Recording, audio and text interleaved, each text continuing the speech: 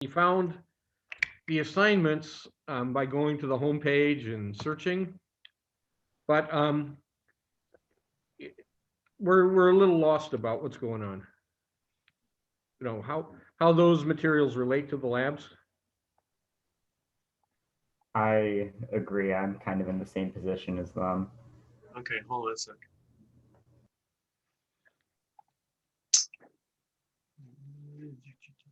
Let's take a look. What you talking? What you talking about? You are looking at labs. So the first one that you're doing is the Earth-Sun relationship lab. Right.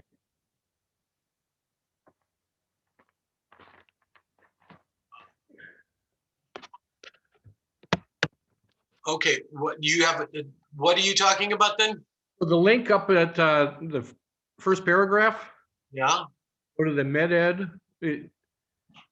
When I keep trying to open it and it says it's a bad link or out of date or something, but then you go to the home page.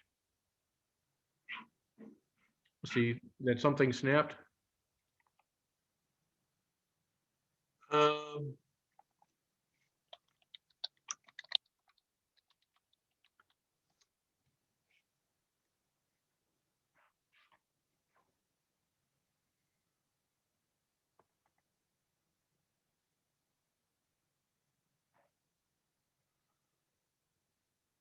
okay, let's see.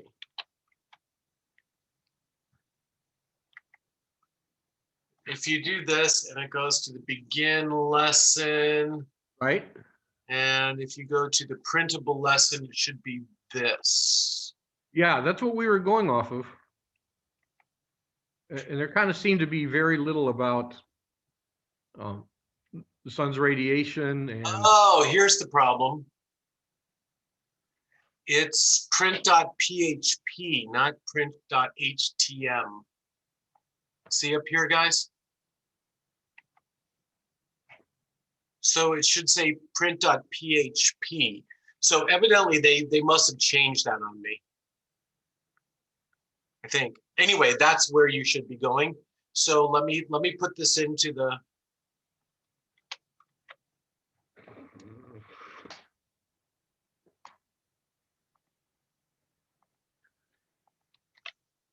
okay, there it is. That's where you should be putting into this.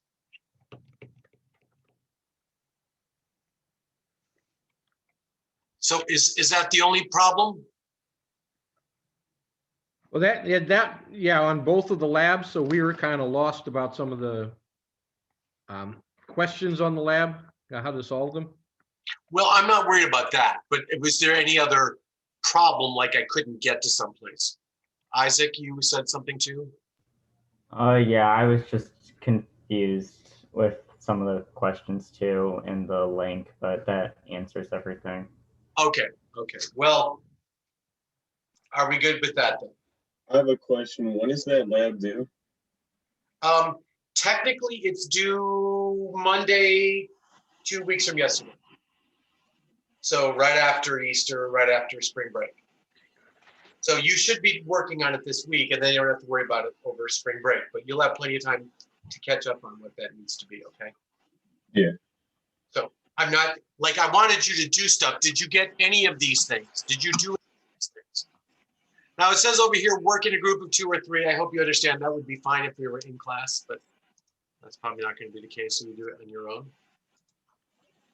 So Yeah, do, the Well, background was I was able We just Googled some of these terms to figure out what they well, were. okay, and that's fine. That's what you should probably do, right? It says, like over here, it says, Google a search picture of which latitudes receive an excess of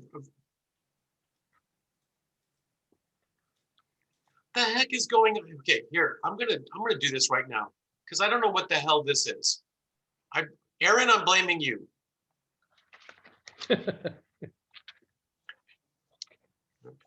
Let's fix that.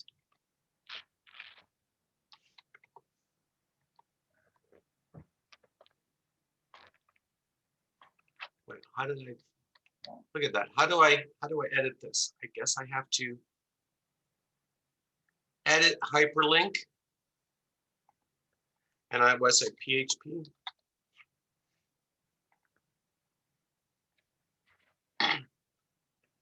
And that should take us to the right page, right? And then have you already logged into MedEd before?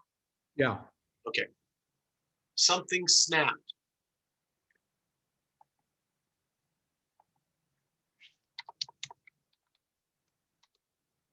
PHP. So that gets us here. Okay, so that's fine. So that deals with this stuff. And then I don't think they have anything about latitude. I mean, they do a little bit, right? So you're looking at this. So what we need to talk about are a couple of terms here with this picture. When the sun is directly overhead, do you remember how the sun is directly overhead here. You remember what we said was true about the radiation coming from the sun? It's parallel lines. It's parallel lines, okay? So parallel beam radiation. This is what we call the zenith. Now the zenith is the point in space that's the sunlight's coming directly on us. So if you think about all the radiation being parallel beam radiation, and you think of this as being the flat line of the Earth's horizon, what is this angle right here? Oops, not that one. What is this angle right here? Do you agree that's a 90-degree angle? Yes. So the sun is directly overhead. So this point straight up is called the zenith angle. What do you call this point 90 degrees away from the zenith?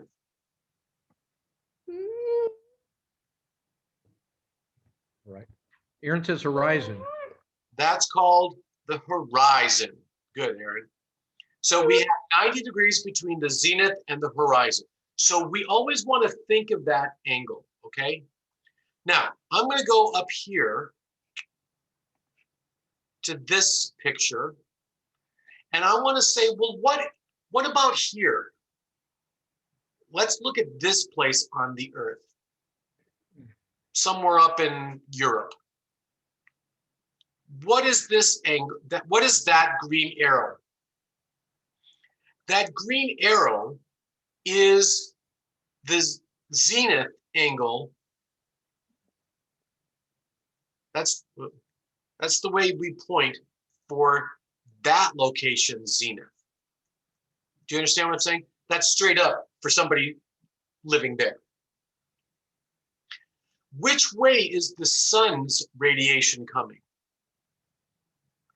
Well, the sun's radiation is coming like this. Do you see that there is an angle that the sun's light is off the zenith? So this is off the zenith. So the question is, how far off the zenith is that?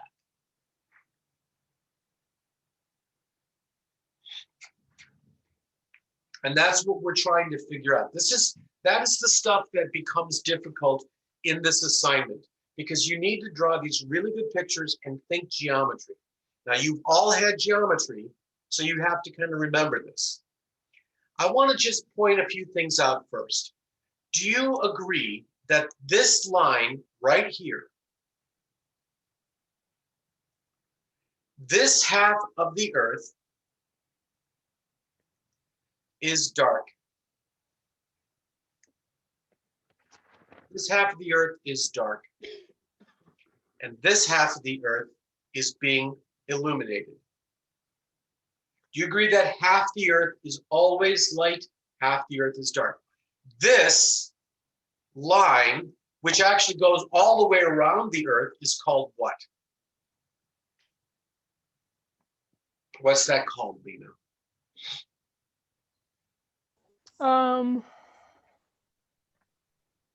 Is it the circle of illumination? That is the circle of illumination.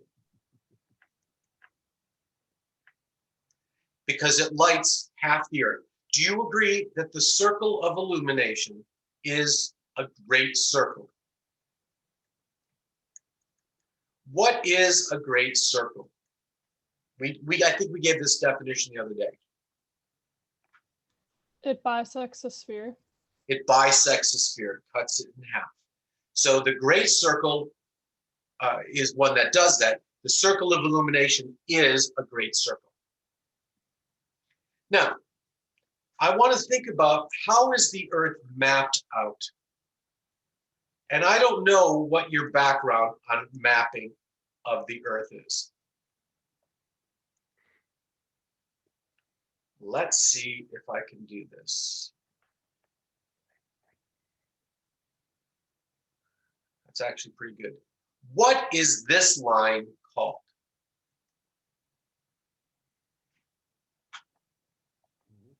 The equator.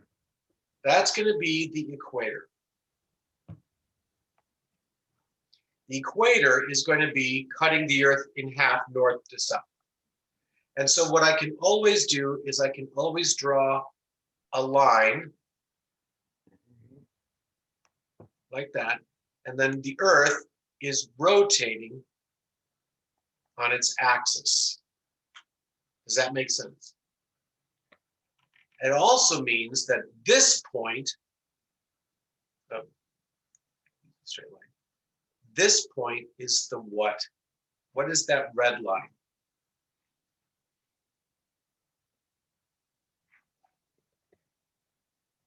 What is this pink line here? It's the radius. That's the radius of the Earth. Do you agree that the radius of the Earth should be the same both ways? So I've got the radius this way, I've got the radius this way. What angle is this? That's a right angle, right? 90 degrees. So this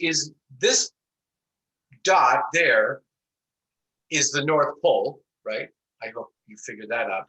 And that is a latitude of what degree? What's the latitude? Zach, Ryan, Isaac, just gotta keep your, Julia, keep your mics on. What is that, Aaron? Did you have it? 90 degrees. That's 90 degrees north latitude. The South Pole would be 90 degrees south latitude because it's 90 degrees. It's a right angle. Well, what I can draw are these circles of latitude.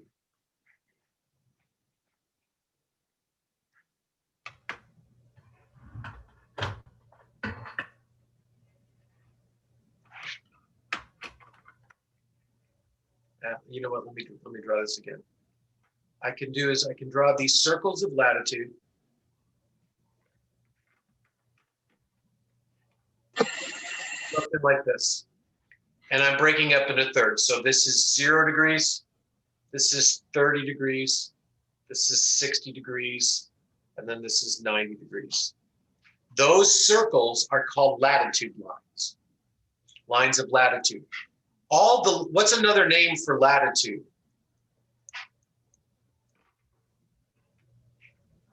There's another name for latitude lines.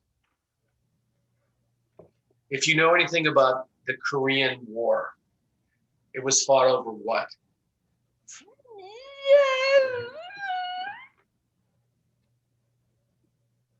Aaron says parallels.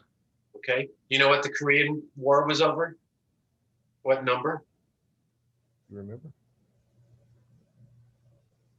Any of you guys? Oh,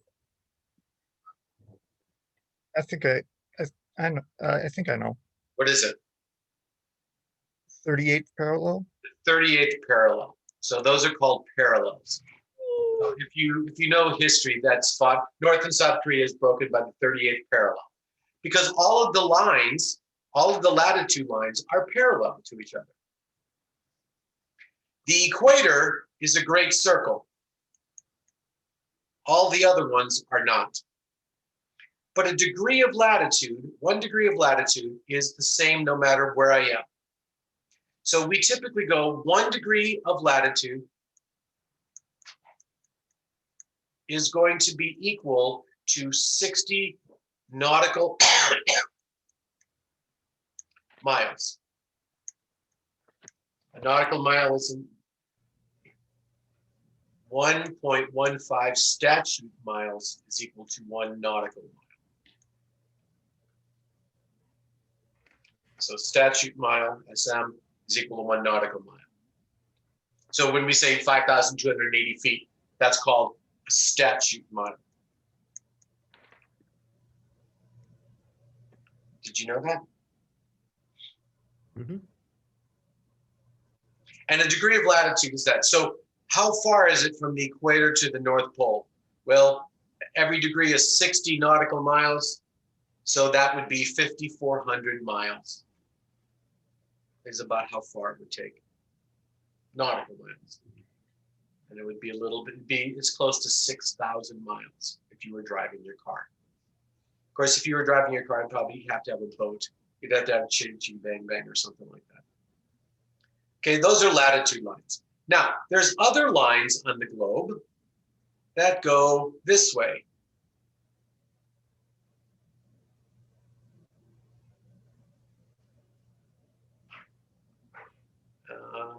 How do I draw? I can't. It's hard to draw these lines. Oh, that was close. What are those lines called? Longitudes. They're really, really hard to draw. I can't necessarily draw them the way that I want to. I can't draw the circles this way. Those lines are called longitude lines.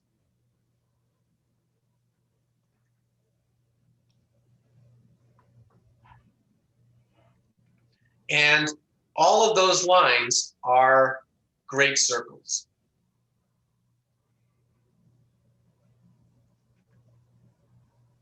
Okay. Now, let me hide that for a second and go to someplace different. I'm going to go to the satellite page. Luckily, on our satellite page, we get a full disk. And on top of this,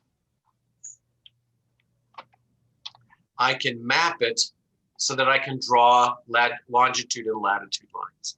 So this is all what it looks like. By the way, what day did we what day on the calendar just happened 2 days ago? Started spring. What's the name of that day? Isaac, what was the name of the day 2 days ago? I'm not sure. Is it the equinox? Equinox. The vernal equinox. Now, the vernal meaning spring, and I want you to know it that way. VERNAL is like March. When was the vernal equinox? Somebody take your web search and do it. What was the exact time of the vernal equinox? 11:33 a.m. On what day? March 20th. March 20th? Okay. So when the sun is at the equinox, what we're saying is that the sun is directly over the equator. That's what's true on an equinox. Can you see where the sun is directly over on this globe? The sun is, see this big bright spot reflecting off the water? Watch what happens if you let it go. See it moving? And notice it's the direct overhead is just north of the equator. We're just starting to move north of the equator. So we were on an equinox when the sun is directly over the equator. Because it's vernal, we are now in our summer hemisphere, and the sun is moving further and further to the north. And you can see that. So I think it's kind of cool that you can see where the sun is. Now, if I wanted to, I could go back. Let me go back a couple days ago.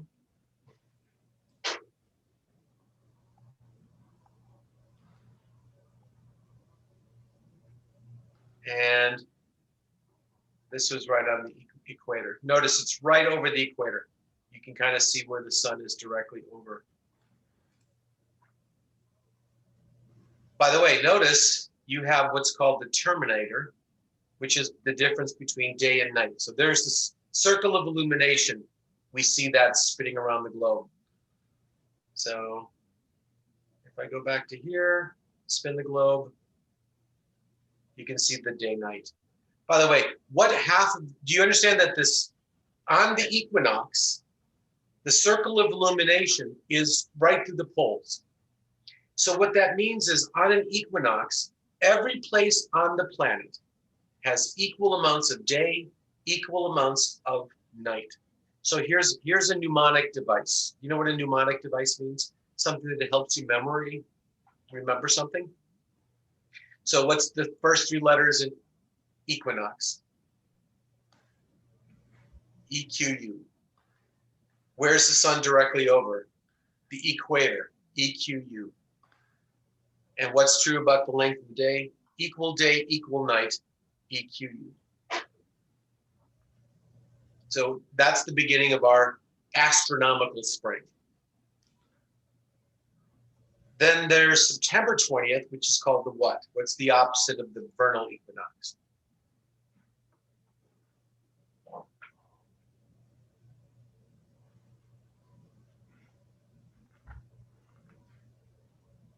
The autumnal The equinox. autumnal, all right? The autumnal equinox. So we have the autumnal equinox. And that's going to be in September.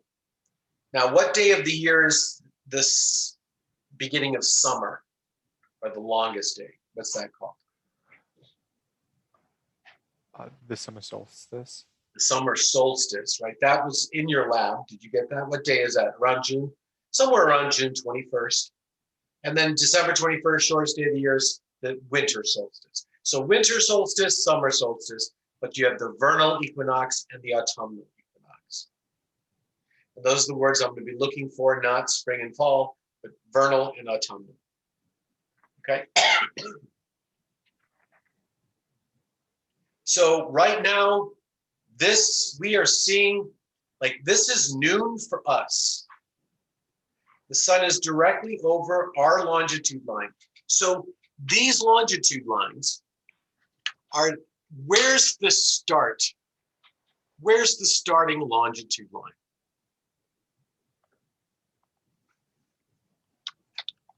I don't know if, let's see if we can find a good image for this. Where's the starting? Let's take a look at this one. It's called the prime meridian, the first meridian, and it goes through London, England. That London, England is known as Greenwich. G-R-E-E-N, Gren, W-I-C-H, Greenwich. It's spelled Greenwich, but it's pronounced Greenwich. So when we have Greenwich Mean Time, GMT, or Zulu time, or the Universal Coordinated Time, that's because the prime meridian goes through London, and it's 0 degrees longitude. Then when you move around the globe, you're going to the other side of the world, which is what longitude line? And what number?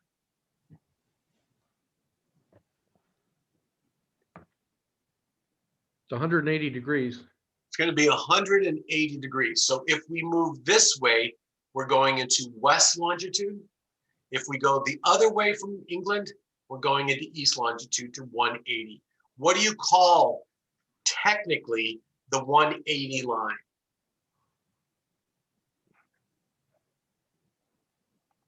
Anybody know what that is on the other side of the prime meridian?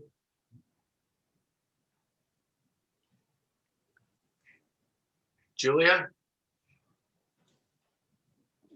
You guys must.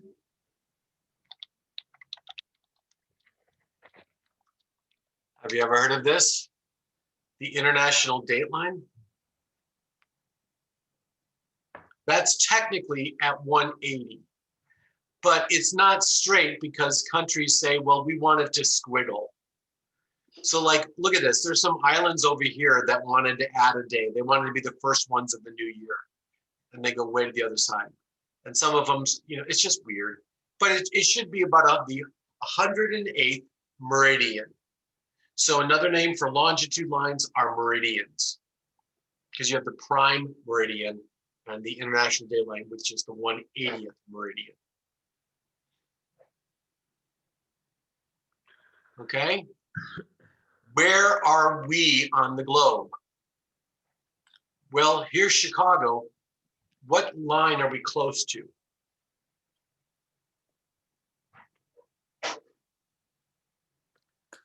We're close to 90 degrees. So we are 90 degrees away from England. Does that make sense to you? If I go to Glen Ellen latitude, longitude, here's where we are exactly. 41.87753 degrees north latitude. So we're not quite a quarter of the way toward, or half the way to the North Pole. And we're negative, so that means west, 88 degrees west longitude. So 90 is a little bit to our east, a little bit to our west. So I could do this if you wanted to. I could go here, and you see the longitude lines. This is 88. Oops. And I could even go mapping, and I could put in counties. So you see DuPage County.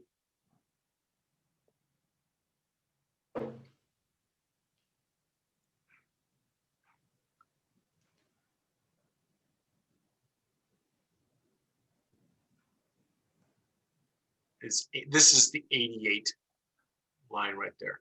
There's 90. So these are every 2 degrees. So our longitude is just under 42 north and 88 west. That's where we are. Now, how many degrees of longitude go around this full circle?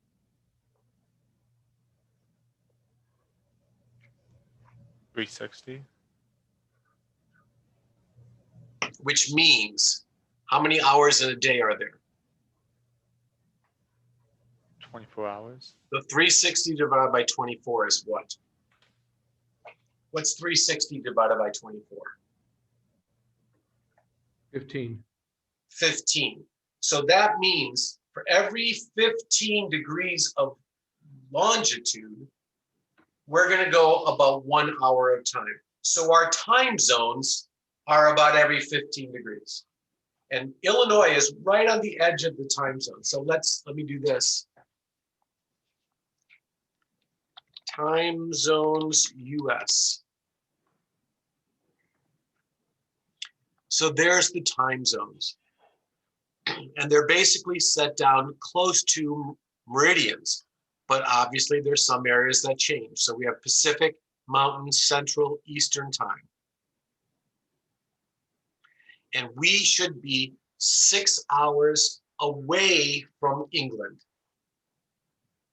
Does that make sense? So when it's midnight in England, what time would it be here? 6 o'clock. That's 6 p.m. or 6 a.m.? PM. PM. It's going to be 6 p.m. So it turns midnight in England first, and then 6 hours later, it'll be midnight. So 6 p.m. But that's if we're on Central Standard Time, CST. But what kind of time are we on now?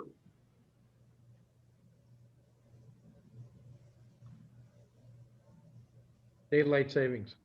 Okay, be careful. Just so you know, it's daylight saving time. It's not savings. It's just daylight saving time. So we're 5 hours from London. We offset the time. It gives our mornings are later in the morning, but we have longer night times, evening times. So notice that Illinois is on the far east end of the Central Time, and parts of Nebraska and the Dakotas are on the western side. So did you know all these things? This is how the time zones work. You go to Alaska, they have Alaska time, which is a couple more hours, and Hawaii is a couple more hours, etc. But that's pretty much what goes on. Does that make sense? See this little part of Indiana? It doesn't switch. So right now it's on Central Time with us, but during the winter it stays as Eastern Time. So they never switch their clocks. And I guess there's some law that Illinois passed that would stop us from switching our clocks, but I never heard what happened to that law. It didn't get enacted during COVID, so I don't know what's going on. I think it's a stupid law. I like the idea of changing the clocks. It's That's better. your problem, not mine.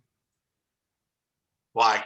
Oh, that's right. You're in Wisconsin. Yep. You just get used to it. And it takes a little bit of time, but whatever. Okay, so if I wanted to look further in the world, I could see all the time zones. I have Atlantic time, Eastern, Central, Rocky or Mountain time, West Coast or Western time, and then here's Alaska and then Hawaii. So all the time zones. Does that make sense to you? All because the Earth is a sphere broken into latitude lines that are all parallel, longitude lines, which are all great circles going to the pole. Okay. Now, 1 degree of longitude is 1 degree of longitude equal to 1 degree of latitude. Let me ask you that question.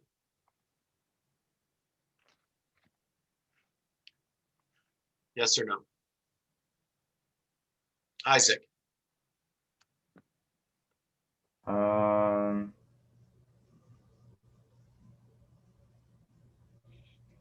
No. Right, because when you're here and you go to 5 degrees of longitude, you have to go maybe into Iowa someplace. But if you're right near the North Pole, you're going around in these really small circles and you're going through all 136 or 360 degrees. So longitude degrees are not very useful to us. At the equator, a degree of latitude and a degree of longitude are the same. But higher latitudes, longitude distances are different. So you have to be careful not to use that. But a degree of latitude is always 60 nautical miles. Okay, now let's go back to this diagram. And where were we? Oh, I have to go back to sharing my screen, I think, right? Hold on, throw you back over there. Is my screen being shared right now? Okay. No. No? I just still see the Yes. map, What do you see? The the map, zones. Oh, Time- resume share. How's this? Yeah. Okay, so there's my globe. There's what's going on. So the question is, for us, how far off the zenith is the sun's light during an equinox? So what we need to do is, and I'm going to go ahead and just erase all these things. I can create a circle. So there's the Earth. Looks like a nice happy circle, doesn't it? And I need to create this circle, which is the equator. Okay? We are at what latitude? What's our latitude? about 42. 42 degrees. Okay, so there, what I'm saying is that this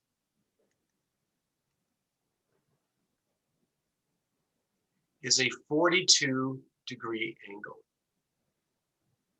from the equator at 0 to this point, which is 42 degrees latitude. That's what latitude's lines are. It's that angle. Now the sunlight is coming straight down at us over the equator because it's an equinox. Do you agree? Which, because it's parallel beam radiation, it's coming down like this. So this is your what angle? What is this green arrow representing? The zenith. That's the zenith angle. That's where the sun is. Question is, how far is that angle? Would it also be 42 degrees? right? So 42 degrees. And what you need to think about is what I have is I have something from the earth all the way out, and I've got parallel lines of the sun's light. See the two yellow? That's these. See the green going from the center all the way up? And in geometry, when that's the case, these two angles are what? What's the word? Was it corresponding? No. They're the same, right? What's the word for the same angle?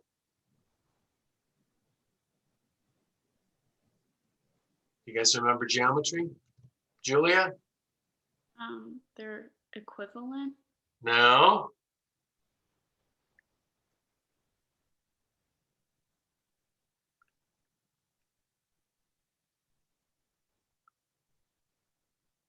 Congruent?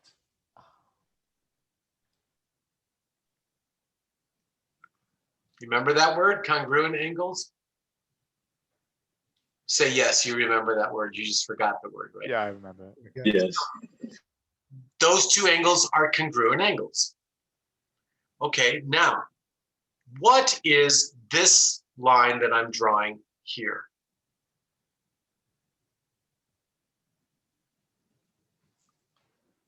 Horizon. That's the horizon, right? For us, at horizon, yes. That's for us here at 42 degrees latitude. So what is this angle? Is that 48? That's got to be 48 degrees. Does that make sense? Because the distance, the angle off, oops, the angle off the zenith and the angle off the horizon, those two angles are what? What do you call that? Let's see if you remember this. Supplementary? No, No. no.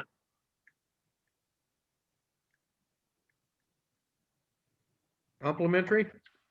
Complementary, meaning they add up to 90 degrees. Supplementary does what, Zach?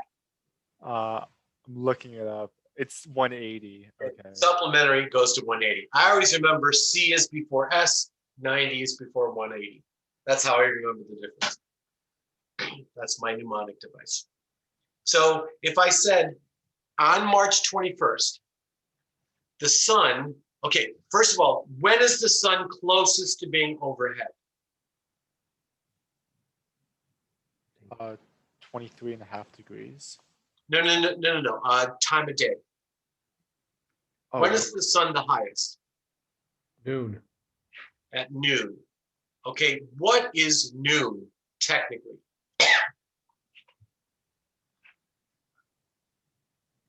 it's just like 12 o'clock. No, it's not a time. Noon is technically what?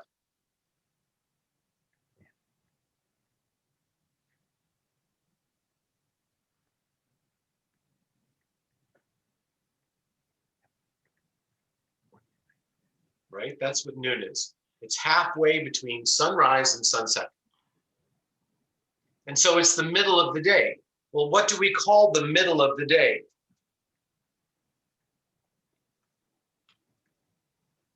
The meridian. The sun is over our meridian, our longitude, directly over, that's over that meridian at noon. So what do you call before the meridian? What's the prefix that means before? Pre.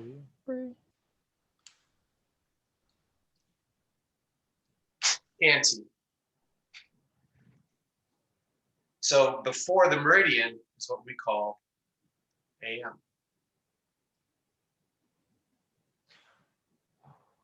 Lena, your mind's blown. I'm just so mind blown right now. What's the prefix that means after? What's the opposite of ante?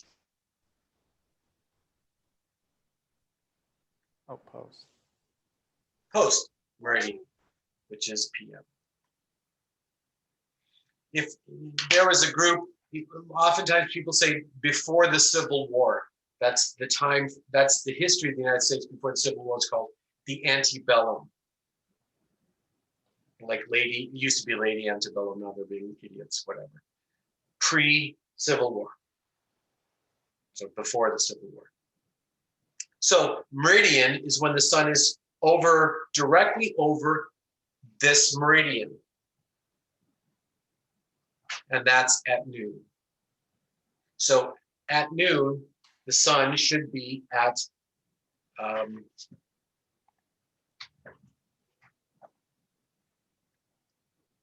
over 88 degrees. The question is, what time is noon?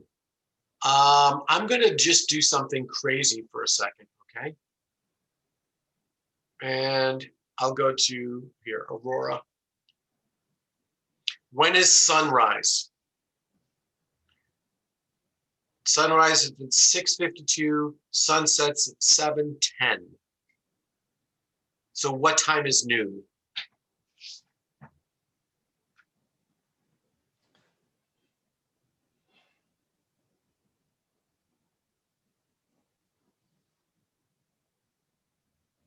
What time is noon? Can you figure it out?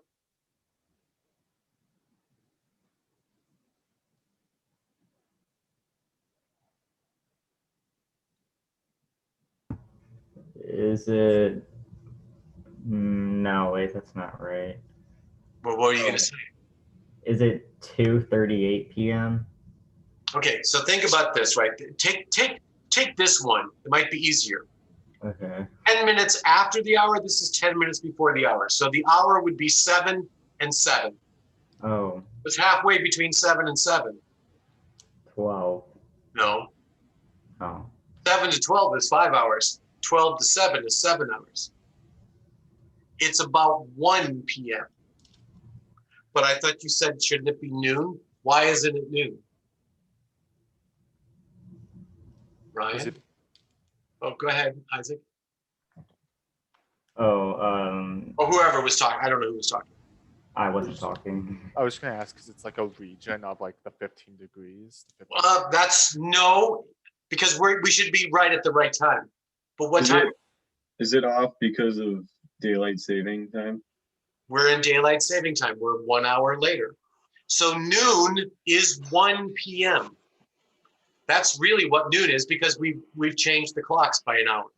So when I go back to this satellite picture and I go back to the global sector, if I look at 1 p.m., which would be then, the sun is right over this part, which is right over us. So it's going to be, well, actually it's 18. It's going to be right about there.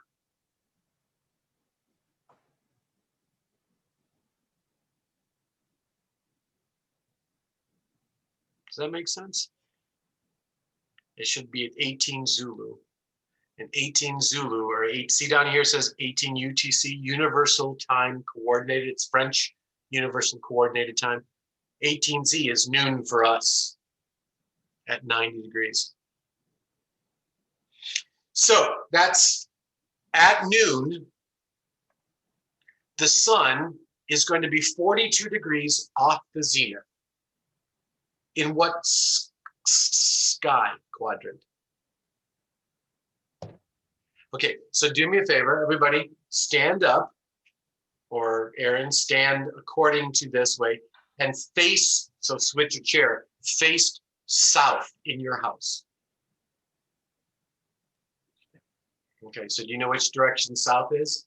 So stand up and face south.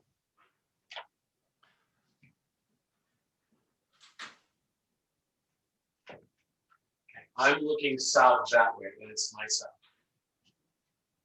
Julie, which way is south? Are you one of those directionally challenged people who don't know which direction anything is? Yeah. Oh no! Where does the sun set? In the back of my house. Okay, so that's pointing west. So if you're pointing that way to the west, go left by 90 degrees. So like this way? But there you go. So now, Okay. straight overhead is when you point straight up. I'm gonna have to sit down because I'm not gonna help you if I'm standing on the camera. Straight up is the zenith. The sun is going to be 48 degrees off the zenith. It will be, watch this, 42 degrees off the horizon. So at noon, the sun will be in the southern sky. And it's actually not even halfway up. It's only 42 degrees off the horizon, 48 degrees. So it's going to take another month before it's halfway up, 45 degrees. Does that make sense? All right. And that's true on the equinox. Now, think about this before you sit down.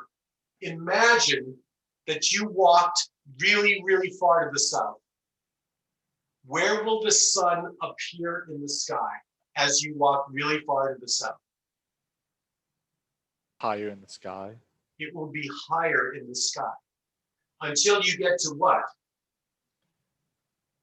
The At the equator. equator, where will the sun be at noon? Straight overhead. Okay, so you're straight overhead at noon, standing on the equator in the equinox. Where does the sun rise? In the east. Where does the sun set? In the west. The path of the sun makes how much of a circle?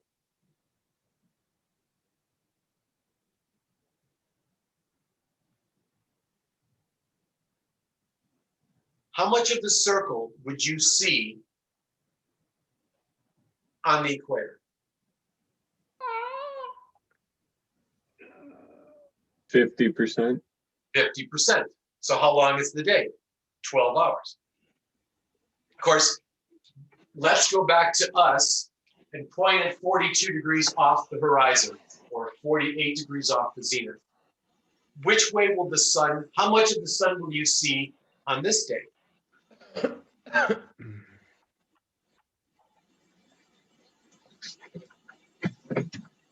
Still see half because it's 12 hours of daylight.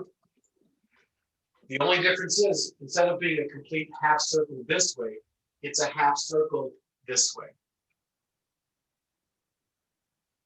So you have to imagine this half circle. And where does the sun set? Due west. Where does the sun set? Due east. What's happening to the length of day in the next couple months? Doesn't it start shortening? Not now. It's going to get longer, right? The longest day is June 21st, the solstice. So you are seeing more and more of the sun. So you're making more than a half circle. So when you do that, the sun is actually setting more in your circle. You're actually going to have sunset in the northwest, and your sunset is going to be, or your sunrise is in the northeast. Do any of you have a northern exposure room, bedroom, or anything? No. My brother does. Okay. Do you notice in the summertime, sun comes in the morning and at night? Even though it ends up south of us, during the morning, it's going to be in the northwest. And right now, have you driven your car recently at sunset? If you go due west at sunset, you can't see. The sun's right in your eyes. But in a month or two, the sun will be well north of the highway. So only if you're going northwest will the sun be a problem. So these are all things you would experience, all based on these circles. Okay, now take a look at this map. If the sun is over the equator on the equinox, in a couple of weeks, where's the sun going to be? It's going to be further to the north. So rather than redraw the earth and tilt it, I'm going to redraw the sun. So I'm going to draw the sun and I'll do it in magenta. The original sun was over here to the right, correct? Now the sun is over here. And so the parallel beam radiation, oh, hold on, let me make the sun bigger over there. Now the parallel beam radiation is coming in like this.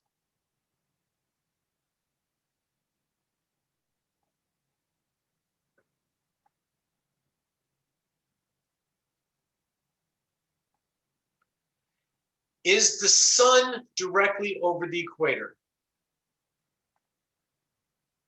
And the answer is no. The sun is, no, watch this. Here's the equator.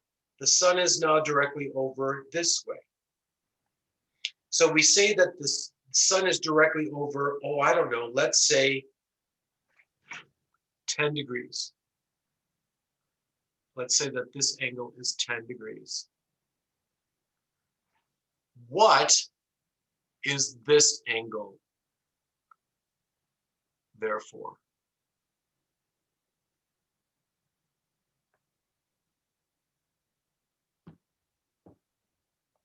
And actually, what's this angle right there? Isn't that angle going to be 10 degrees? If the sun is directly over 10 degrees north latitude, then that angle is going to be 10 degrees. So what's this angle right there? Is that 32? That's going to be 32 degrees. So the sun is now 32 degrees off the zenith. It's a lot closer. And it'll be how many degrees? How many degrees off of this will it be? 58. 58, because they're still complementary. So do you see that for every degree north, the sun gets 1 degree closer to the zenith? Why does the sun go directly to the north? What fact tells me why the sun is over different parts of the earth? Is it because the Earth's tilted? The earth, actually the earth's axis is tilted. How much? 23.5 degrees. 23.5 degrees of tilt. Now, let's talk about this. Look at me. You're the sun, and I'm the earth, and the axis is like this. Do you see that that axis is tilted? The sun would be directly over the equator. But as the earth goes around the sun, you see how the angle tilts? So at some point, the northern hemisphere is tilted toward the sun, right? So where's the sun going to be directly over?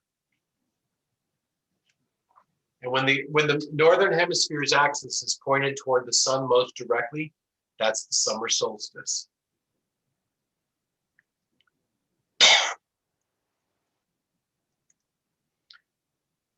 So when I'm tilted toward the sun, where's the sun directly over?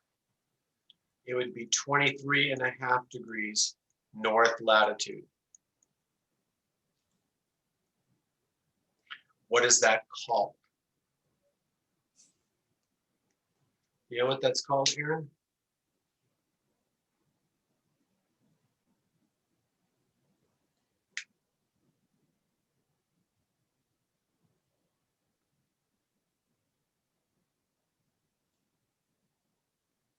Kevin, does she have that or?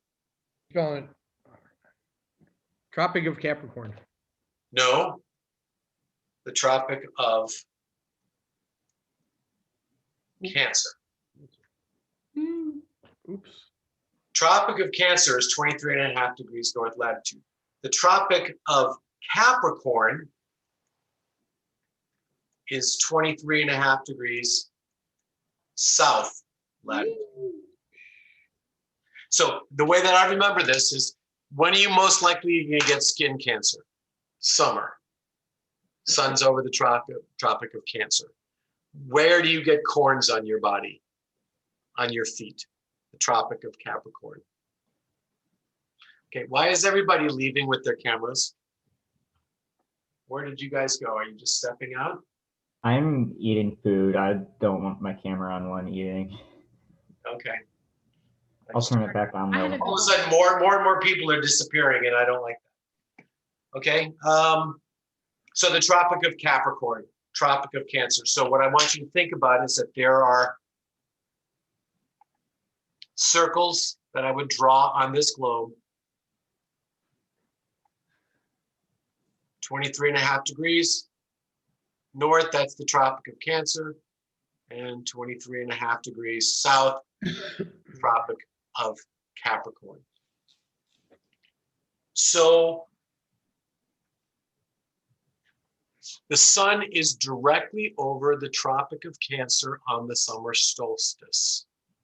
How far off the zenith will the sun be for us?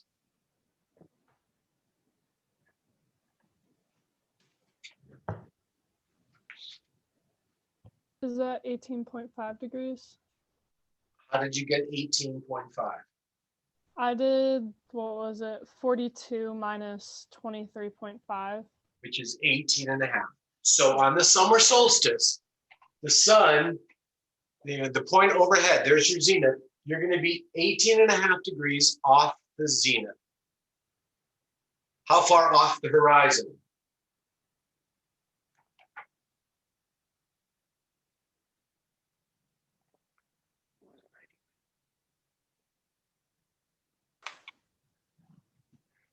How far off the horizon would it be?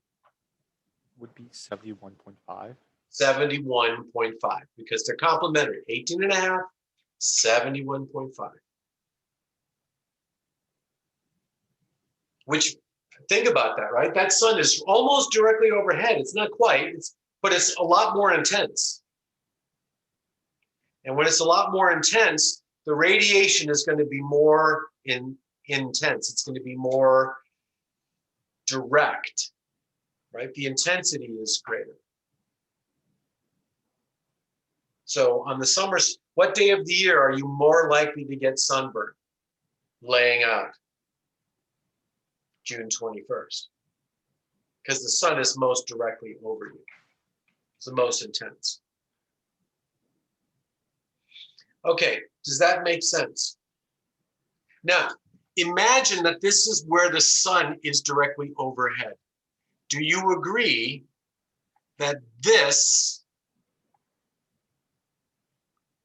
hold on, that this, what does this pink line represent?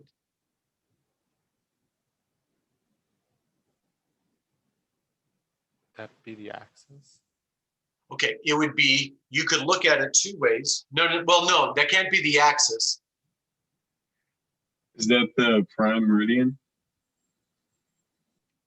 No, that's the circle of illumination, right? Because this side of the earth is dark, and this side of the earth is light. Does that make sense? Because the sun's over here, the pink, right? So that's the side. So where's the axis of the earth? The axis of the earth is still where it was, right? Because we haven't changed the way we draw the axis. So there's the, not very good at that. Here's the axis of the earth. The earth is still spinning around its axis. This is 10 degrees off. So do you agree that as the earth spins around, does a person standing here, as it spins around, does it ever get dark for this person? That person will be in 24 hours of light. But what about a person standing over here? As it spins around, will this person ever be in light? So it's 24 hours of darkness. What about a person standing on the equator? Do you agree that the equator is going to be cut in half? So the length of day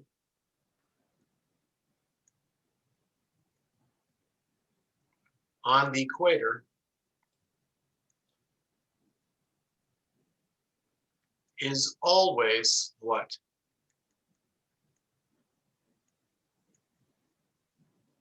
$12 hours.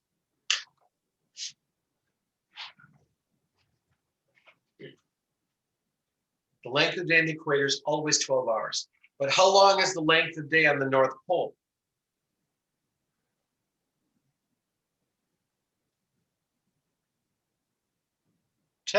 Technically, it's 6 months. 6 months of light, 6 months of darkness.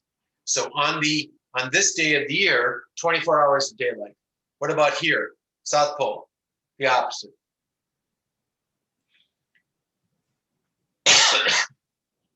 So here's a question for you.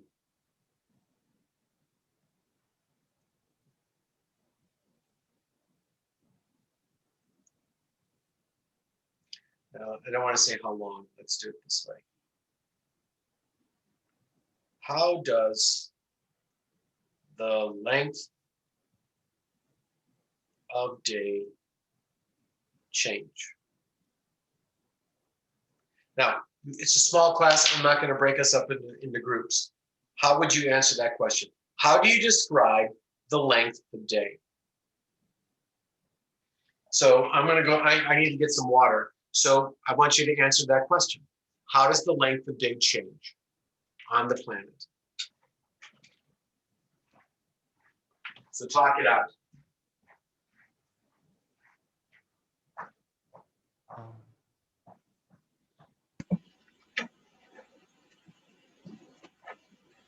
So I think like, so the sun obviously can't move in the sky upwards to the 23.5 parallel and down. So I think it's the Earth like tilting back and forth, you know? Yeah, I was thinking the same thing. Yeah. It's like, yeah.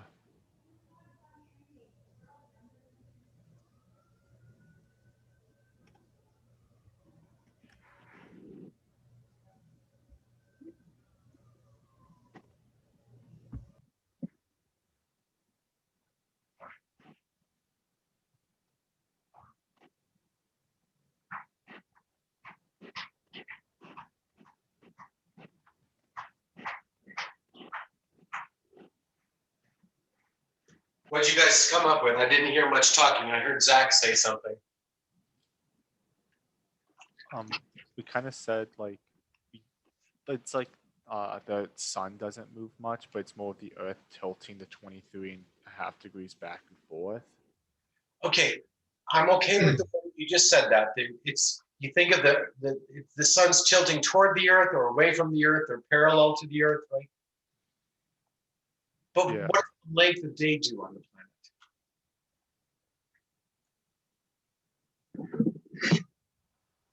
Like, Ryan, how would you describe that?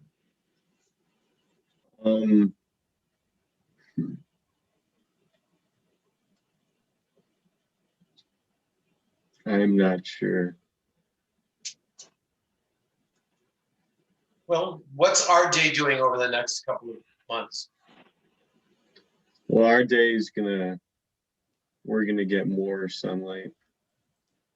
Okay, so not only is it going to be more intense, but we're going to get more duration. But what about you, Sam? How does your length of day vary to us compared to us? Sam's up in Wisconsin. I would think that it doesn't really vary too much.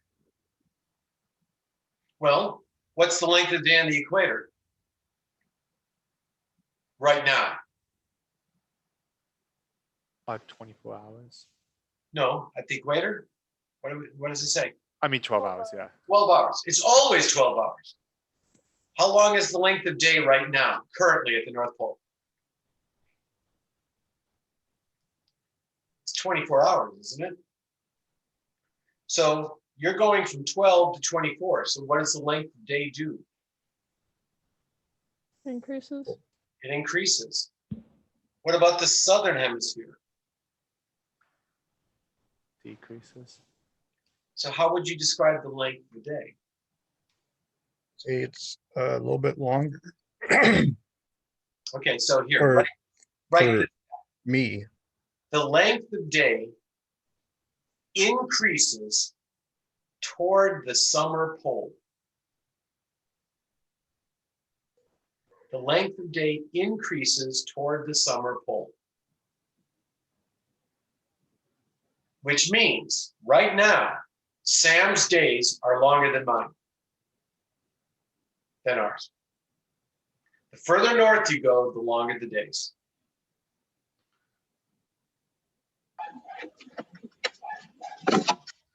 But if you go south, what does the length of day do? Decreases. It decreases because the summer pole is the North Pole. In the wintertime, which way is the summer pole? It's the South Pole, right? So in the wintertime, the further south you go, the longer the days. The further north, the shorter the days. So right here in Chicago, our days go from around 9 hours to around 15 hours long. On December 21st, our length of day is only 9 hours of light, and we have 15 hours of darkness. But in the summer, June 21st, we're going to have 15 hours of light and 9 hours of darkness. But up at Sam, and probably not this much, but Sam, you might be 9.5 hours. I'm sorry, 8.5 hours of daylight on December, but about 15.5 in June 21st. Have you ever been Makes up sense. to Canada or up to the Minnesota or something in the middle of summer? It's really long days. The sun doesn't set till like 10:30. That's because your days are longer toward the summer pole. Does that make sense to you? In fact, there is a part of the world that on the summer solstice is always in light.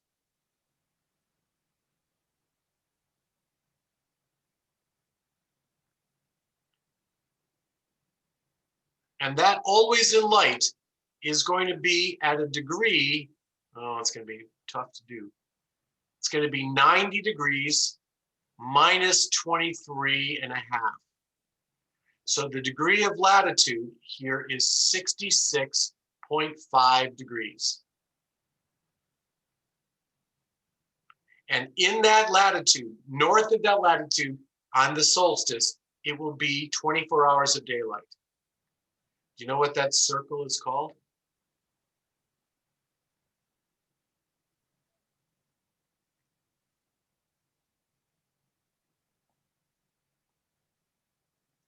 The Arctic Circle.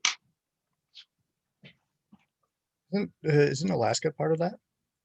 Well, it's 66.5 degrees latitude, so watch this.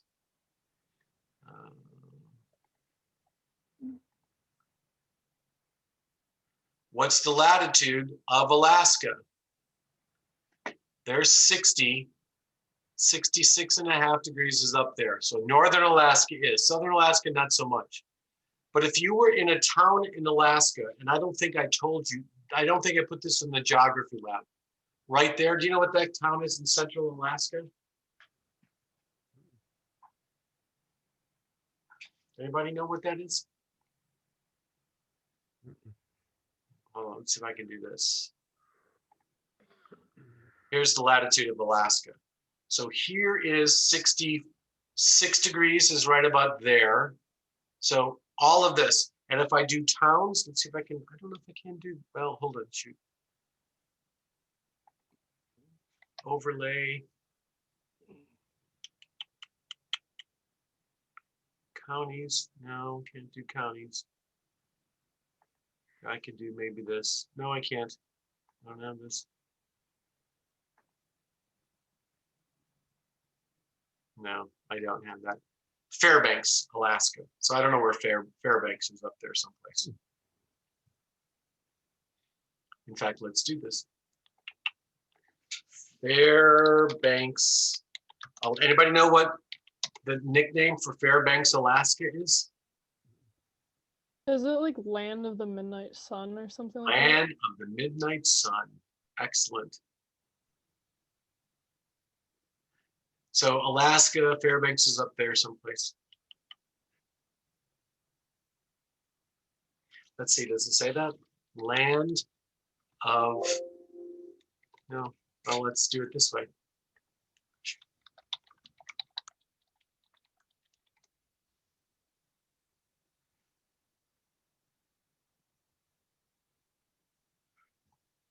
I guess Alaska is the land of the midnight sun. And they have baseball tournament. Do you know where the midnight sun game is? Here's something interesting.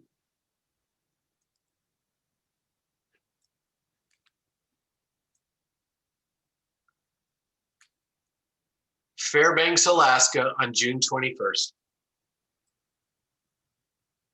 That's kind of cool. Did you know that?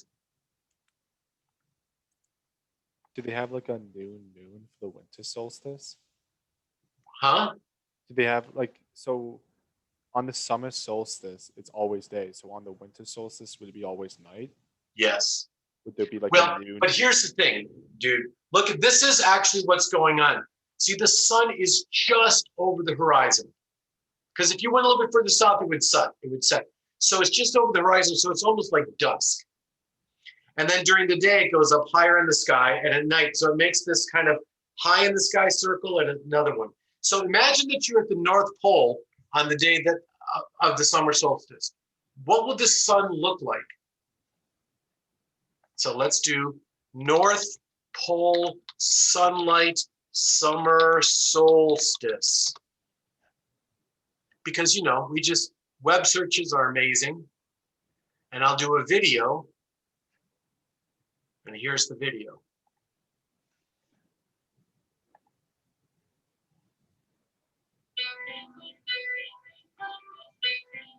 So the sun rises a little bit.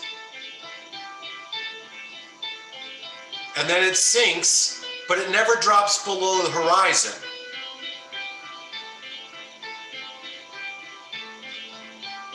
So it's making this wave in the sky, but it never sets. But your shadow makes a circle. So I think that's kind of a cool thing. I don't know if there's anything else. I don't know if any of these other ones are good.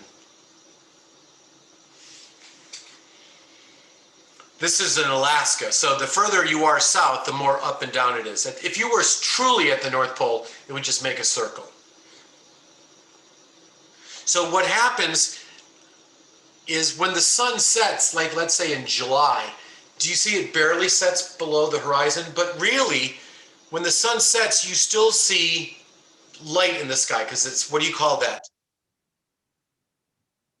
When there's still light in the sky, even though the sun set. Twilight. Twilight, dusk, dawn, right? That's twilight. So you still get some light.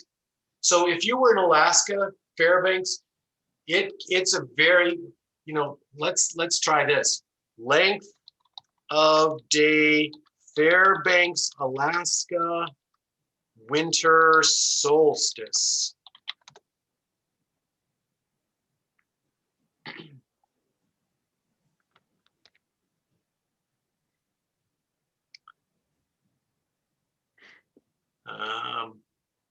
Yeah, here, this is great, right? So on December 21st, the sun rises at 10:58 a.m. and it sets at 2:40 p.m.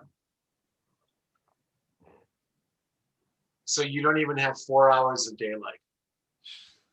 Can you imagine what that feels like in Fairbanks? That would be brutal. That's pretty cool. Let's see. So you actually have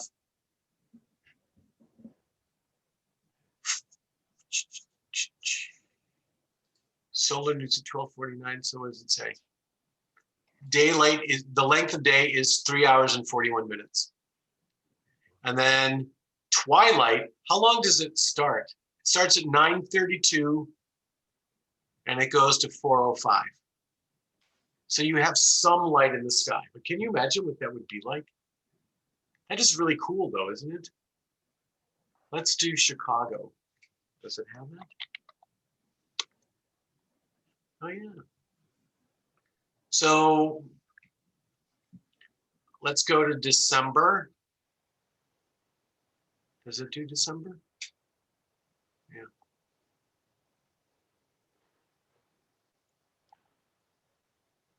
I guess I could have done it a different way. December 21st, 7:14 a.m. sets at 7:42, so it's 9 hours and 7 minutes.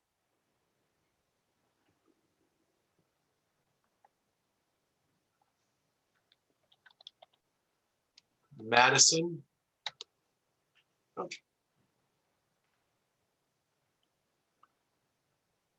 It's 8 hours 59 minutes. So you're about 10 minutes of a day less, Sam.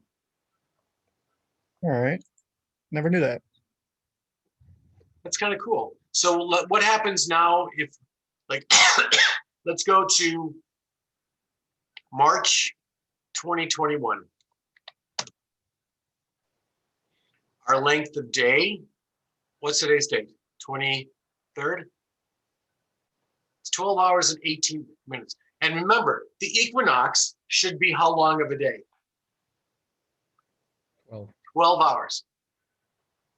Why does it say 12 hours and 9 minutes?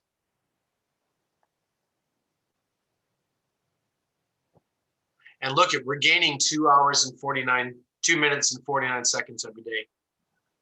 So the length of day goes to 12.4, 12 hours 40. But why is it on the equinox? It's not 12 hours. Why is it 12 hours and 10 minutes?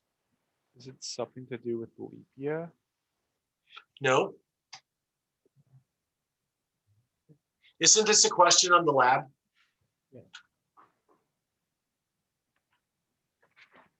Is that the climate lab, maybe? Do you remember seeing that one, Kevin? Yeah, it's the last question. Can you read that loud on the climate lab? No, it's on the Earth and Sun. The Earth Sun ones? Okay. Go ahead and read that for me, would you please? Here is a thought question for you. The fall equinox occurs on or about September 22nd. Equinox means equal night, and this day is defined to have 12 hours of daylight and 12 hours of darkness. However, consulting the sunrise and sunset data for this day, sunrise is at 6:40 a.m. and sunset at 6:48 p.m. Why aren't the sunrise and sunset times identical? Or why is the daylight longer than 12 hours? Why is that? It should be equal day, equal night. Why is it 12 hours? And I mean, if you go somewhere between the 19th, it's like 12 hours and 7 minutes, 12 hours and 9 minutes. So it's like 12 hours and 8 minutes about. Why?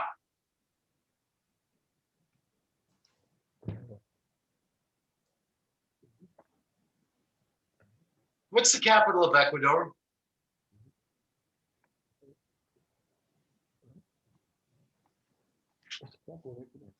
Anybody know the capital of Ecuador?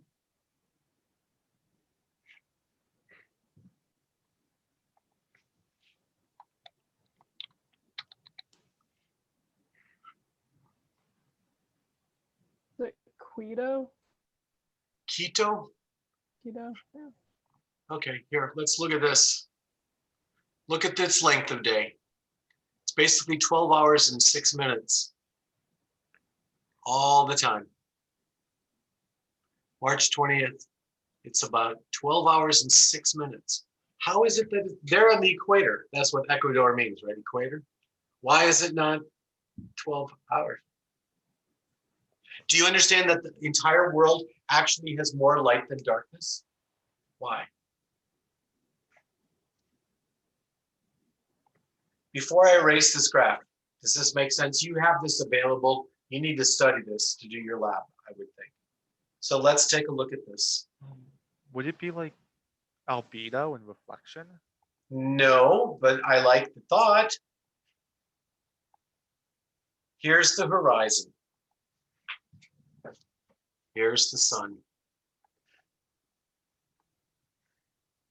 The sun is going into sunset. When does sunset occur?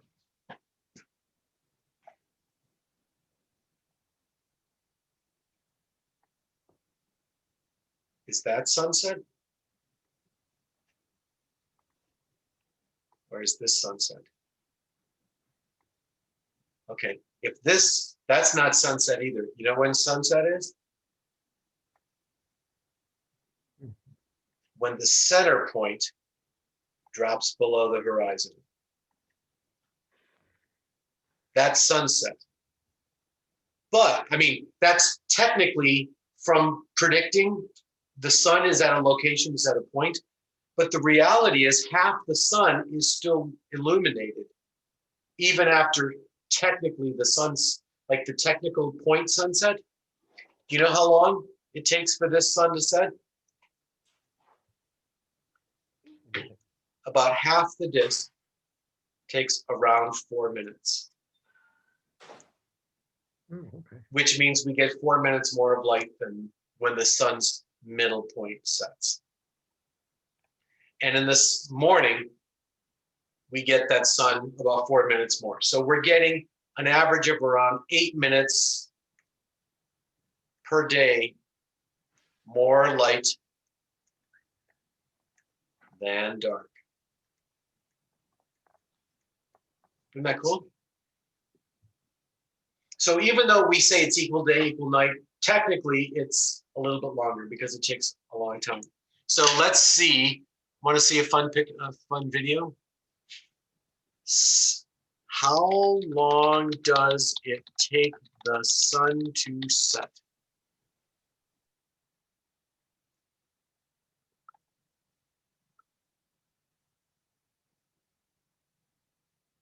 Oh, they say, I don't think this is right. 2 to 3 minutes? I don't think so.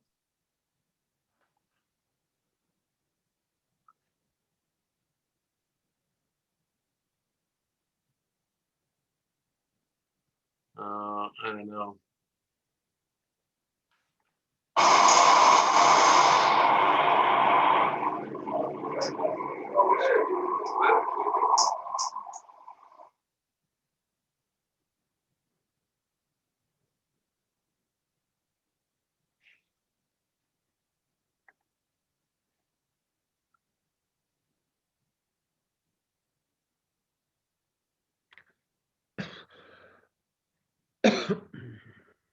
I don't know. That doesn't, I don't think that's right. I think it's more than that. Maybe I'm wrong. I've been known to be wrong, but I don't think so.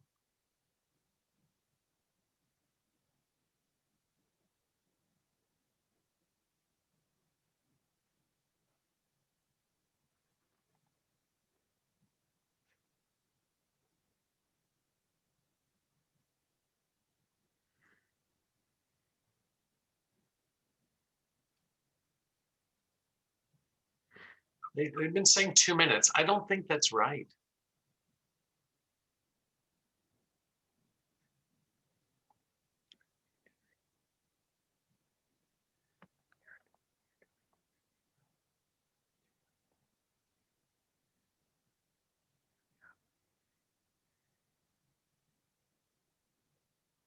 Huh, I'm just kind of looking at this. I'm not.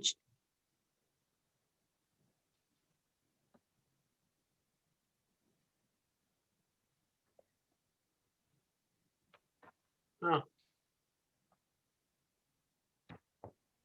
There can be no definite because the sun rises and sets either 4 minutes sooner or 4 minutes later each day, each and every day.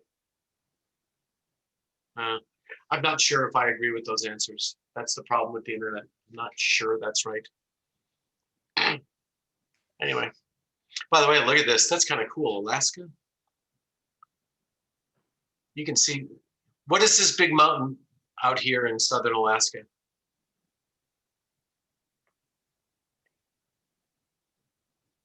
Do you know what the biggest, do you know that this is the biggest mountain in the United States? It's huge. Denali. It's Denali, Honestly, No, Denali. Denali or Mount McKinley. Depends on which naming of it you want to. But Denali is probably I think it's bigger than Mount Everest. If you think that it comes out of the ocean up to the top. Everest is higher above the earth. Anyway, I thought I would show you that. Okay, now let's go back to the lab. Where is the lab? I know it's here someplace. Can you do this now? So what I want you to do, and I'm not going to let you do it right now, is the sun's over here to the right side. So this line is the axis. But what is this line? What you should draw in here is this line. And what's that line? Circle of illumination. That's a circle of illumination. So you shade in the left, keep the dark side. Now, when the Earth is tilted, the circle of illumination based on the sun is still up and down, but now see the Earth is tilted. So you want to think of the sun's radiation being directly over what degree of latitude? 23 and a half. Right, 23 and a half. So this angle here, watch, from there to here is 23 and a half degrees. So that distance is 23 and a half degrees. So that's how you do this, and you shade in one side of it. And then you do the same thing over, I guess that's it, those two. So you think you can do that? You think you can answer test questions on that? It's tough because it's geometry. Okay, now, couple things. How long is the length of day?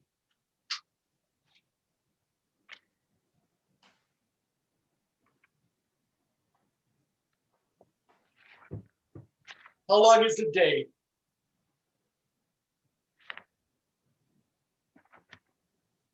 Isaac? The amount of time that we see the sun.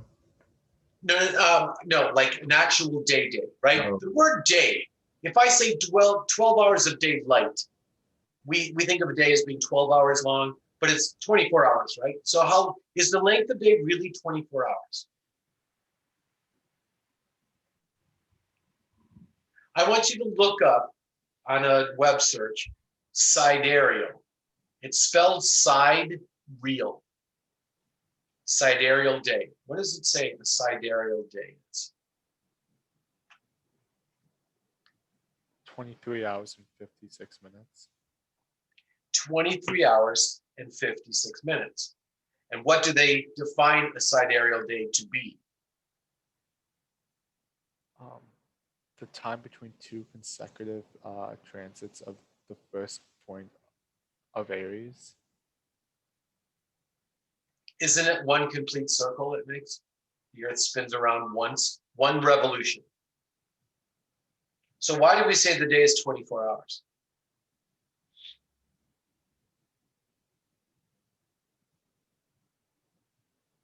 Now look, imagine that you are the sun, okay? And I'm pointing at you. I'm going to spin around until I'm pointing at you. How long will it have taken me to spin around? 23 hours, 56 minutes, and so many seconds. That's the sidereal day. It's the time of one revolution. But the problem is, in addition to spinning around, what else am I doing? Aren't I orbiting the sun? So watch. What really is happening is, as I'm spinning, I'm going around the sun like this. So I end up, and now I'm over here. It's taking me 23 hours and 56 minutes, but am I pointing at you anymore? I have to keep spinning. Now I'm pointing at you. it takes an additional about 4 minutes to point back at you. Right? So that's where it goes to 24 minutes because I'm going around the sun. So my length of day has to be extended so that I keep going back to the same point. But eventually, what happens is as I go all the way around the sun, I get back, and at 365 days of travel, you know which way I'm pointing? I'm pointing this way. So I need to take a quarter of a day to get back to you. And what do I have to do every 4 years? The leap year. I have to add an additional day. And that's called the leap year. However, it doesn't work out to be exactly 1 day every 4 years. It works out to be almost 1 day every 4 years. But there's rules. And the rule that happens is you have a leap year every 4 years unless the year is divisible by 100. So if it's divisible by 100, it's not a leap year, unless it's also divisible by 400.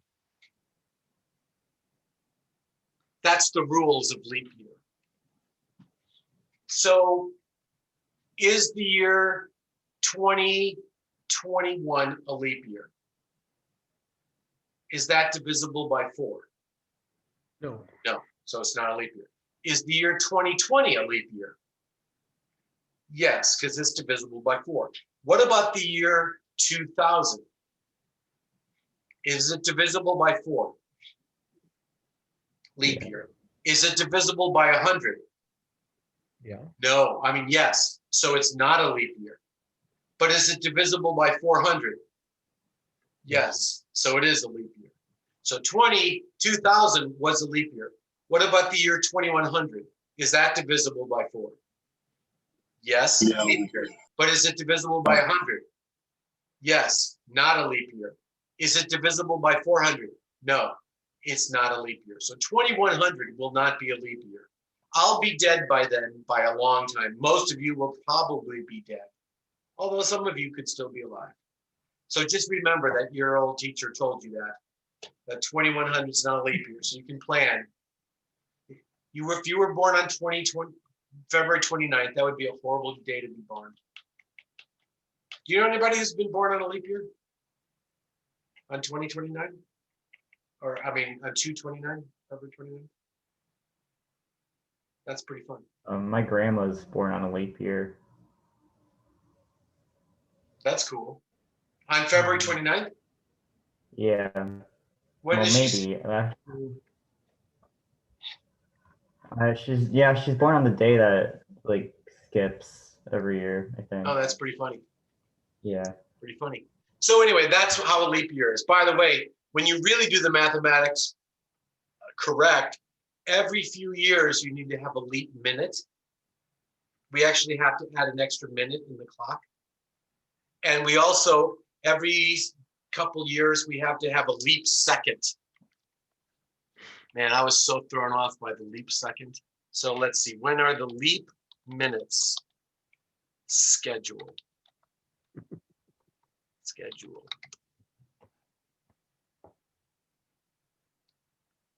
Oh, here's a leap second. A leap second is a 1 second adjustment that is occasionally made to Coordinated Universal Time, UTC, to accommodate the difference between precise time measured by atomic clocks and the improvised observed solar time, which varies due to irregularities and the long-term slowdown in the Earth's rotation. Do you know that the Earth is not spinning as fast anymore? Anybody want to tell me why the Earth is spinning slower?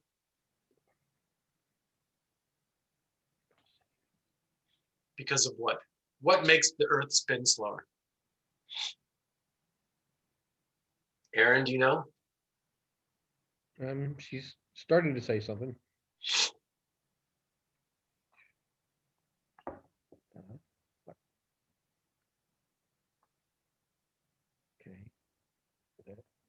S A L. No, it's easier. The Earth slows down because of the moon. Oh. It's the moon. The moon's slowing the Earth down. The Earth used to be a lot longer days. Now they're shorter. And then it says you have to adjust it every once in a while. Can you imagine that? Changing a leap second? Some people actually measure this. So where's the leap minute? Where's leap minute?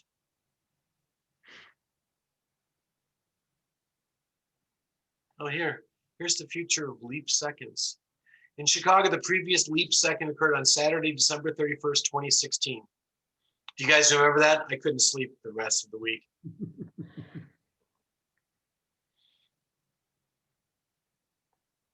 That's really hilarious.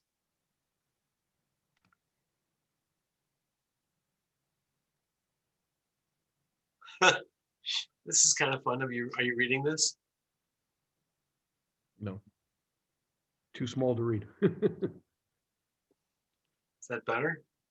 Yeah.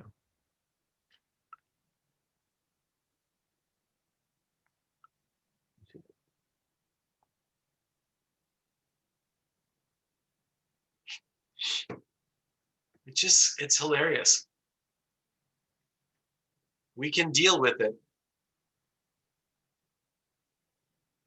That's so funny. So if we went to the atomic clock, where is that? Let's go to the atomic clock. Have you ever done this? No. Actually, you could go to, let me see, time.gov. There's the time. 1940 and 20 seconds.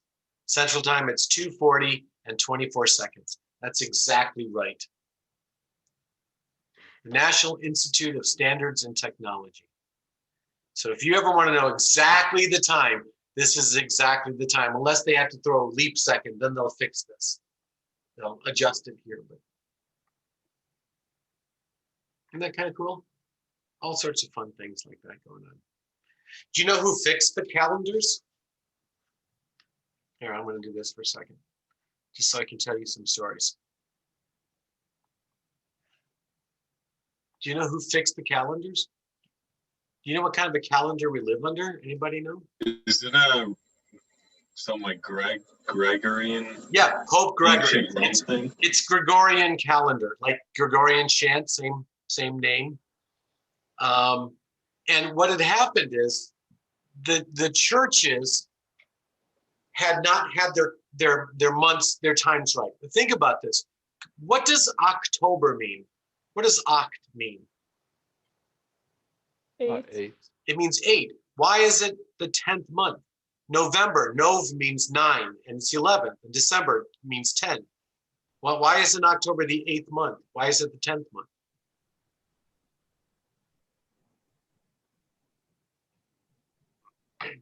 Because a long time ago, Julius Caesar Augustus, took the calendar and took it over. That's why you have Julius, July, and Augustus, August. And they both wanted 31 days, which is weird that they would have 31 days. So you have 30 days has September, April, June, and November. February's got 29 and all the rest of 31 or something like that. So they messed up the days, they messed up the stuff, but they also, what does the word month supposed to mean? It means moon. So it's the time of the lunar cycle, which is around 29 days. But 29 days doesn't make a good time set for a year because we want years. So they came up with these days, but they didn't calculate it right. They had 365 days. So what happened is you started having the planting season all screwed up. So under Pope Gregory, astronomers figured out the calendar and what it should have been, and they had to skip from March 31st to April 15th, 1 year. They erased 2 weeks of time to get the planting season back. So they had to jump ahead. And so a person who thought it was April 1st, but it was actually April 15th, was called a what? It was called an April Fool. So that's where April 1st came from, because they erased it. The point is, that was during Pope Gregory, which was Catholic. The Church of England became Anglicans, didn't accept that. So for a while, they didn't change the calendars. We had two different calendar systems. Eventually, they switched it up. But supposedly, George Washington's birthday was erased. It wasn't really when he was born. He was born on the wrong calendar. So everything's been adjusted. It probably doesn't make you lose any sleep, but the calendar is a pretty complex thing. And we finally figured it out. And now it's 2021, which is crazy. But does that make sense to you? Okay, so that was question number 1. Let's continue on with the share. Hold on, resume share. Let me ask you this. What's the shape of the Earth's orbit? Oval. Not oval, not technically. What's it called? An ellipse. Technically, it's an ellipse. And what an ellipse says, that from any point on the ellipse to this point, the sum of the distances is constant. So imagine that you had 2 thumbtacks, and in these thumbtacks, you put you attach a string there and a string there, and then you took a string with the pencil and you drew this. You'd make this elliptical. So this is an ellipse. And those points are focal points.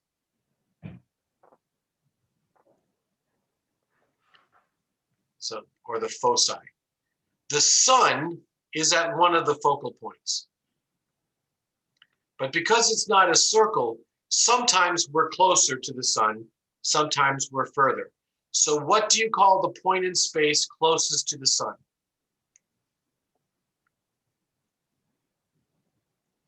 That's called the perihelion, which is around January. Let's say January 4th. Then the time when you're furthest from the sun is called the aphelion or the aphelion. And that's going to be sometime around July 4th, sometimes around there. On average, what's the distance?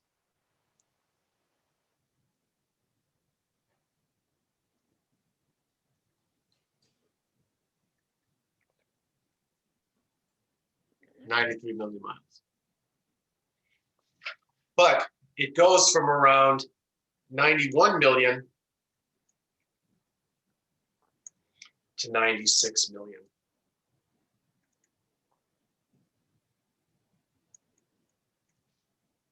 Okay, so we're closest in January, and we're about 91 million. We're furthest during the aphelion. However, the Earth, when it travels around this area, because it's an ellipse, travels fastest when it's closest. So when you're closest, perihelion, think about a periscope, you can see it closer. You're traveling faster through space, and here at the aphelion, you're traveling slower. Now, I want you to remember this fact as an important fact, because in the next unit, we're going to prove why that is. There's a reason for it, and we're going to discuss it.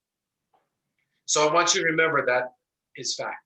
So if you've ever seen movies where they do what they call slingshotting around the sun, they use the sun to accelerate and go faster.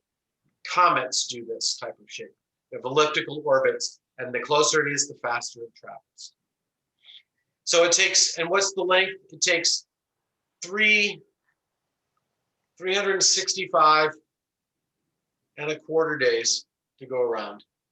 So every year we have to add another, every 4 years, so it's a leap year.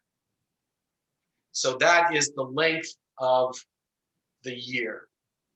Now, the Earth travels on a plane. So here, watch this. Here's the sun. Here's the Earth going around in an ellipse. That plane is called the plane of the ecliptic. So the sun is on that plane. And almost all the planets are on that plane, except for Pluto, which does one of these things. It kind of goes around that way. Okay, but all the other planets are really close to that same plane of the ecliptic. So the Earth's tilt is actually technically 23.5 degrees off of the perpendicular to the plane of the ecliptic. Oops.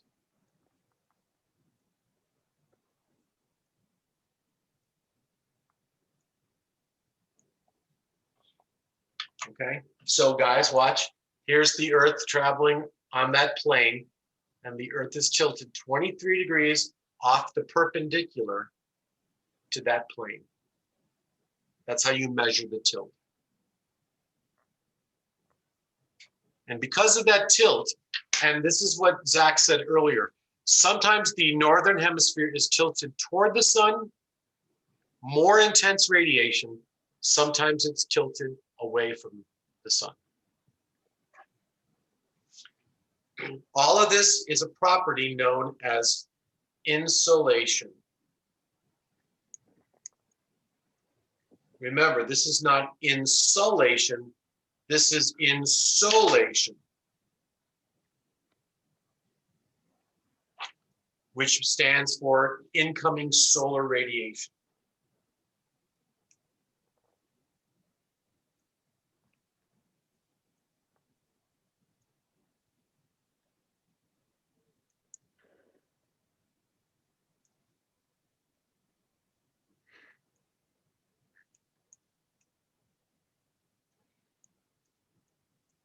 It's the amount of insolation that we receive, the amount of radiation that we receive from the sun is dependent upon what two things?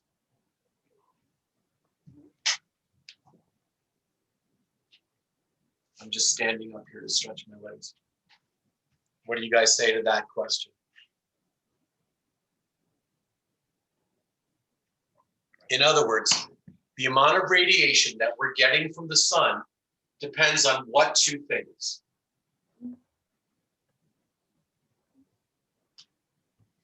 How would you define that? What were those? What are the two words?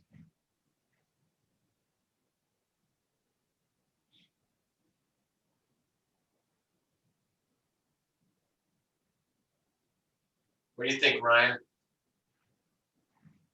I think one of them is the angle that the Earth is tilted at. Okay, so it has to do with the angle. So what is that changing about the sun? Like, you could put it into one word. How much of the sunlight that you get? What's the word? The Like, if it's more duration, direct, something like if it's that. more direct, it's more what?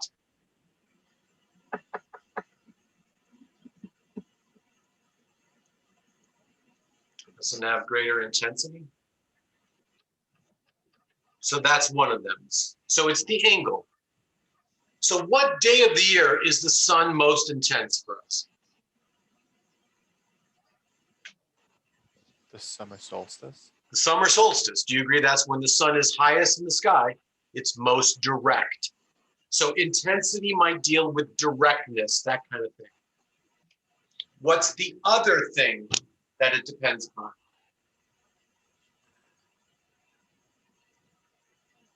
Would it be like distance? Like distance from the sun? No, and the reason is, when you're getting the most, you don't hang around here very often. When you're going slower,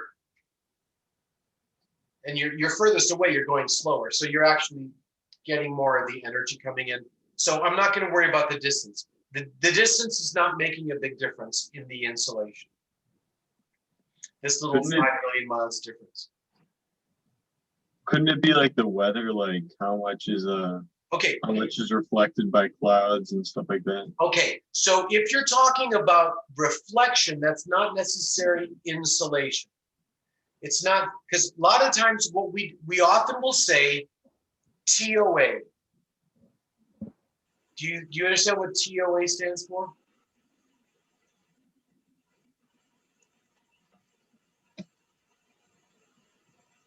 Top of the atmosphere. So when we talk about insulation, we're talking about top of the atmosphere. Because you're right, if there's clouds, a lot of it's reflected, and that changes things. There's no question about that.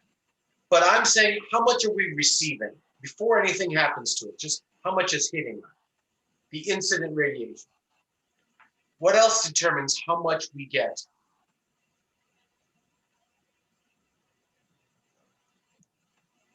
Isn't duration the other one? How long is the day?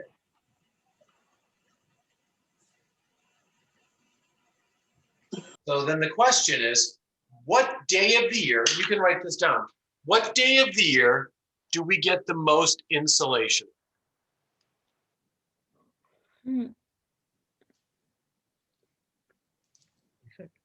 Everybody on the count of 3, I want an answer.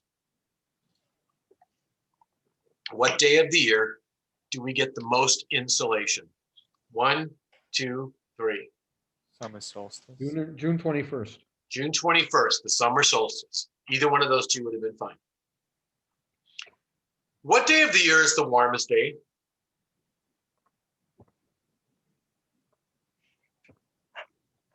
Now, let's do this. Let's look at the climate lab.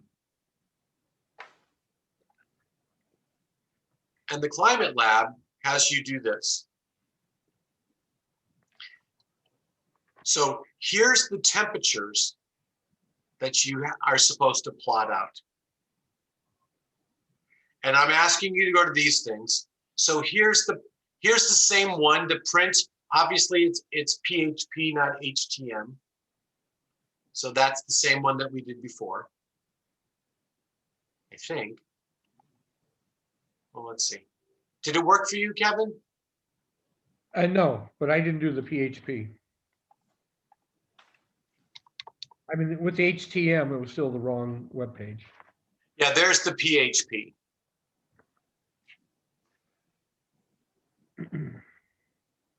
So there's just some stuff that I want you to read on there. And then I want you to take the quiz to be graded at the end. You should send it to my email address. But that's just going to help you figure some stuff out. And then I want you to go to this one. You should be able to click on this one. But then you're supposed to do this. Construct 2 graphs. And you can do one graph, but you can do 2 graphs on one page. One's in red, one's in blue. And do you understand? Here's something that my students in my classes, Lena, you're not guilty of this, but a lot of you are guilty of this. You don't do a really good job for turning in the lab. This is a lab. Do you understand? You're doing a college science lab. You need to be good at it. It needs to be professional. You're in college. Do you think scribbling and making up your own axes is acceptable? You need to plot these out on what? What do Graph paper. You need to use graph paper. Is that easy enough to find graph paper?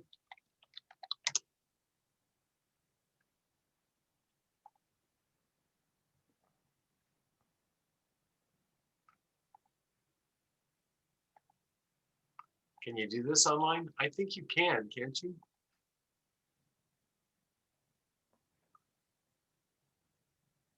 Hold on. Can you graph paper, virtual, online? I don't know.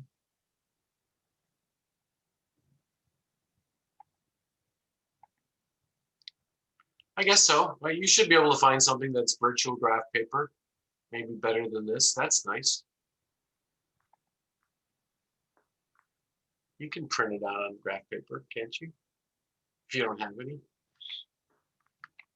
And you're going to plot those values up. Did you know? How many of you did this? Did any of you do this? Not yet. Okay, so you should be able to do all of this stuff very easily for Thursday. So what day of the year is the most insolation? You said June 21st, which is going to be sometime around there. What's the warmest day of the year, though? You see the warmest time is over there in July. Why? Why is it in July and not in June? Why is the warmest day of the year not the day that we receive the most insolation?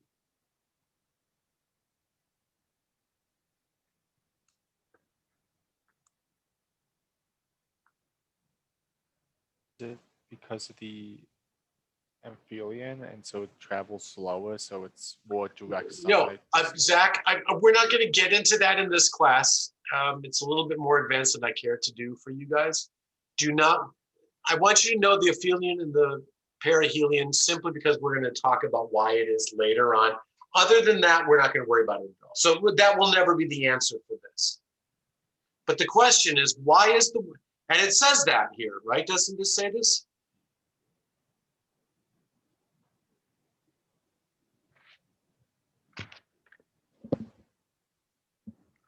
It talks a little bit about here on question 9, etc.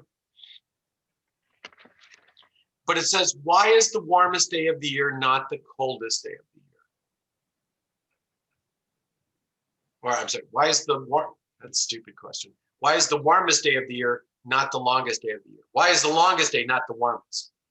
In other words, June 21st, we get the longest day, that's the most insolation. Why is the temperature a month later the warmest?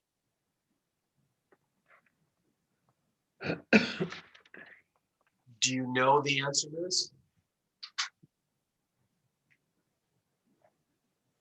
Julia, what are you thinking? Does it have to do with like how close we are to the sun? Like we're closer. No, remember I was just telling Zach that perihelion, aphelion, don't worry about that. That will not be the answer to any of my questions. So you can ignore that as being a reason. I mean, like, just like the rotation, like, if that makes sense. Like the angle to the sun that we're at. Well, what angle when's it going to be the most intense? What's the most direct angle? June 21st. The summer solstice. What's the longest day? June 21st. But that's not the warmest day. The warmest day is a month later. Why is that? Wow. Is it because of like that's when that heat is released from the earth and it bounces back due to the greenhouse effect? Well, first of all, if you're talking about radiation, how fast is radiation traveling? The speed of light? Right, 103 times 10 to the 8th meters per second. So in other words, when the sun comes from behind a cloud, does it not immediately feel warmer? Do you not feel it instantly that it's warmer? It's traveling at the speed of light, that's instantaneous. The earth will respond to the radiation instantaneously.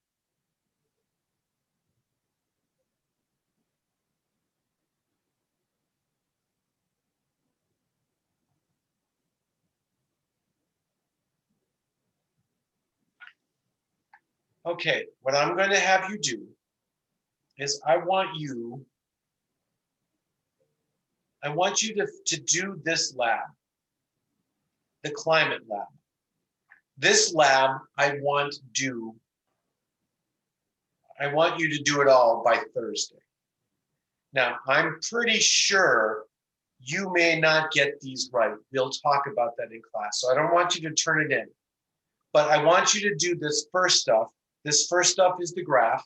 You should be able to do that pretty easily. I'd like you to try these. And then I definitely want you to try this stuff.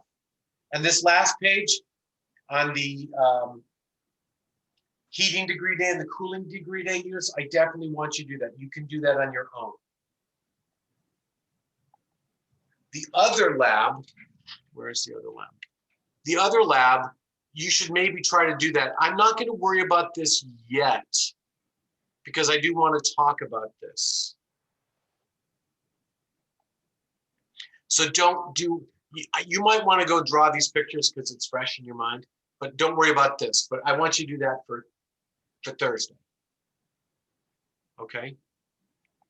And because it's a lab and this is our lab time, I'm just going to cut class early so that you have the time to work on it right now.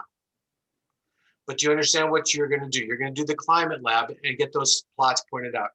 But the whole time, what I want you to think about is, why is the longest day of the year, the day that we received the most insolation, longest duration, most intense? Why isn't that the warmest day of the year? I want you to try to figure that answer out, and we'll discuss that on Thursday. So are we good with everything? Any question on what you have due? Because we'll have class on Thursday. We'll finish up all this stuff, and we'll have a good break so that your spring break, you can actually have a spring break. And this way you can catch up if you're behind on things. Everything can get caught up, but I'm not going to give you any papers or term papers or projects or anything that you have to worry about. If you do this, if you do all of the climate lab and it's done before Thursday and you've done half of the other one, you're in a good shape to finish up this stuff, right? So you can get everything done before spring break and then actually enjoy your time off. And I'm not going to make you do a lot of stuff. Fair enough? Questions? All right, guys, I will see you guys on Thursday then. Thank you. All right, have a good day. Yep. Good day.